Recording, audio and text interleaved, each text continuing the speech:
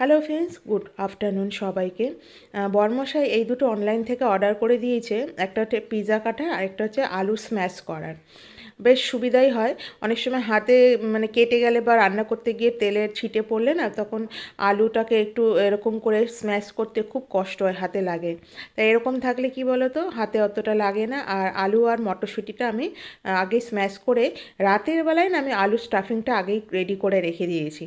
আর এখানে পুদিনা পাতা ধনে পাতা দিয়ে আমি একটা চাটনি করে স্টোরে রেখে দিই ফ্রিজে। আর একদিকে আমি লাগিয়ে দেবো একটু হচ্ছে টমেটো কেচাপ।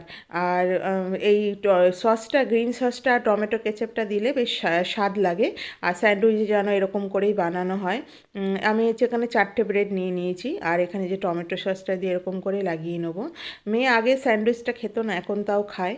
আর এই দেখো দুদিকে লাগিয়ে নিয়েছি। আর এরপরে আলু স্টাফিংটা দিয়ে দেবো এর উপরে।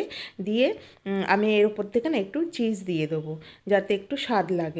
আর আলু স্টাফিংটা আমি আলু, মটরশুঁটি, একটু আদা রসুনের পেস্ট, টমেটো, একটু পেঁয়াজ টিয়াজ দিয়ে আর হালকা করে একটু লঙ্কা দিয়ে দিয়েছিলাম। বেশ যেমন আলু সেদ্ধ বা আলু মাখা বলো, সেরকমও বলতে পারো তোমরা। তোমরা চাইলে চিকেন স্যান্ডউইচও বানাতে পারো, কিন্তু যেহেতু সকালবেলা স্কুলে যায় তো, তাই আমি ভেজ স্যান্ডউইচটাই বানিয়ে দিই। চলো, আমার তাওয়া গরম হয়ে গেছে, এবার এটাকে বাটার দিয়ে একটু সেঁকে নিই। যেহেতু আমার ওভেনটা খারাপ হয়ে গেছে, তাই আমি চাটুতেই স্যান্ডউইচটা বানালাম।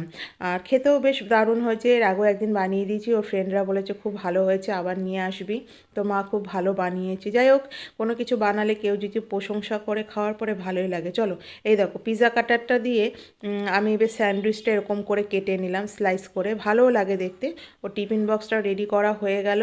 এবার ওকে রেডি করিয়ে আমি যাব স্কুলে। তার আগে টিফিন বক্স আর জলের বোতলটা ব্যাগে ঢুকিয়ে দিই। নতুন ব্যাগ, নতুন জলের বোতল, টিফিন বক্সের কালারটা অন্যরকম হয়ে গেছে। যাই হোক, আমি কিন্তু কোভিডের পর থেকেও এখনও স্যানিটাইজার আর রুমালটা দিতে ভুলি না। মেয়ে স্কুলে চলে গেল। চলো, টাটা, বাই বাই।